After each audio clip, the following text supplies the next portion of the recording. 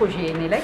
C'est un projet en fait qui soutient la politique énergétique du gouvernement malagasy et qui a pour objectif d'abord de permettre à la population malagasy d'accéder progressivement aux énergies renouvelables en conformité avec l'engagement du gouvernement malagasy de lutter contre le changement climatique et de lutter aussi contre et de développer l'accès aux énergies vertes.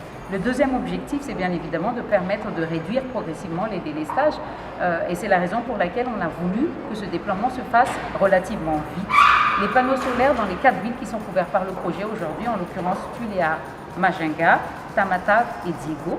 Donc les panneaux solaires sont déjà arrivés à Tuléar et il y a une installation des panneaux solaires qui est prévue, corrige-moi Richard, d'ici la fin de l'année 2019. C'est la même chose pour les 3 autres villes et on a pour objectif au sein de ce projet de commencer dans ces villes-là puisqu'on croit, comme l'État, à cette nécessité de décentralisation et on croit que l'énergie doit être un pilier de développement pour les régions.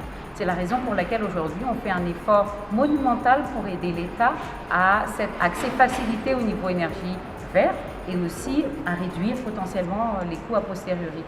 Le dernier élément qu'on voudrait apporter par rapport à ça, c'est que c'est un projet qui va être fait par Enelec, une entreprise malgache, pour les Malgaches. Ça signifie que le projet va être déployé par des ressources malgaches. Alors bien évidemment, dans un premier temps, il va y avoir un projet de renforcement des compétences des Malgaches pour arriver à un stade où les Malgaches deviennent techniquement autonomes et performants. Et puis il va y avoir un projet aussi de renforcement de transfert de compétences, parce que l'idée c'est qu'à terme, nous Malgaches, on maîtrise cette nouvelle technologie, on puisse la diffuser au niveau du pays et qu'on n'ait plus besoin d'experts techniques pour nous accompagner au déploiement de ce type de projet. On s'appuie sur Canadian Solar qui est un partenaire de choix parce qu'ils ont une vraie expertise qui est réputée et ancrée au niveau mondial là-dessus, et puis parce que le gouvernement canadien a démontré sa volonté à soutenir le développement de Madagascar. 50 MW, on va couvrir 100% des besoins durant la journée en raison du soleil.